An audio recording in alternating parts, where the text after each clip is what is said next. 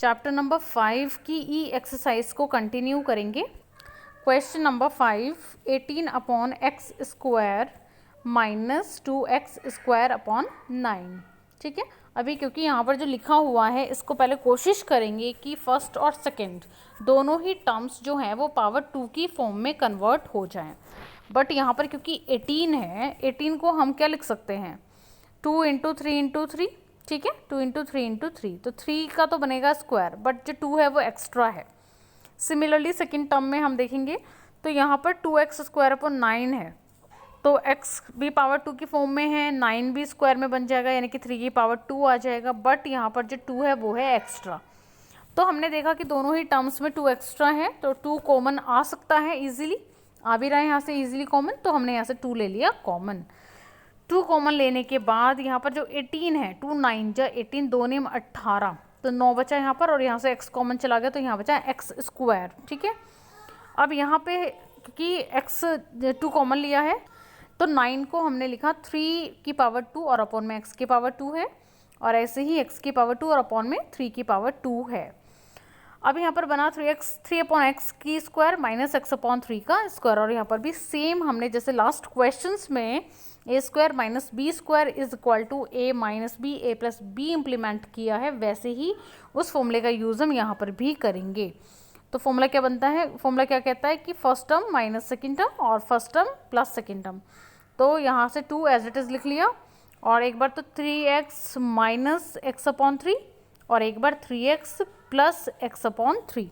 बच्चे ये क्वेश्चन करने के लिए हमें ये फॉर्मूला यानी a² - b² जो है ये बाय हार्ट याद होना चाहिए, और ये फॉर्मूला आगे आने वाली हर एक क्लास में आप मैथ्स में इसका यूज़ करेंगे। तो ये बहुत ही सिंपल से फॉर्मूले हैं और ये सारे फॉर्मूले हमें याद करने हैं।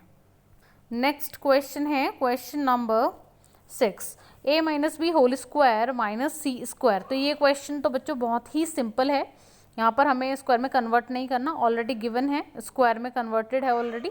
तो a - b² - c², तो एक बार माइनस में और एक बार प्लस में, तो a - b - c और एक बार a - b + c। a - b as it is रहेगा क्योंकि ये कंबाइंड टर्म है, फर्स्ट पद है, पहला पद जो है वो a - b है और दूसरा पद जो है वो है c।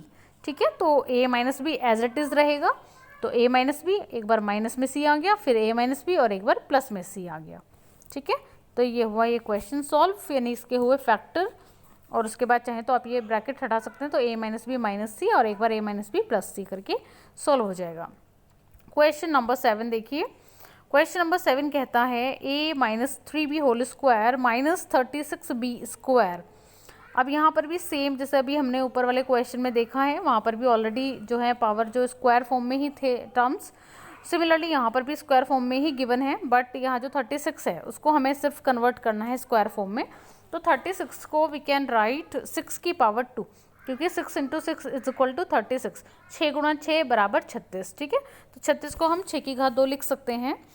तो यहाँ हमने लिखा a - 3b² - 6b²। ठीक है, अभी ये जो क्वेश्चन है ये बन गया वापस उसी फॉर्मूले का, a² - b² इक्वल टू क्या होता है a - b a + b।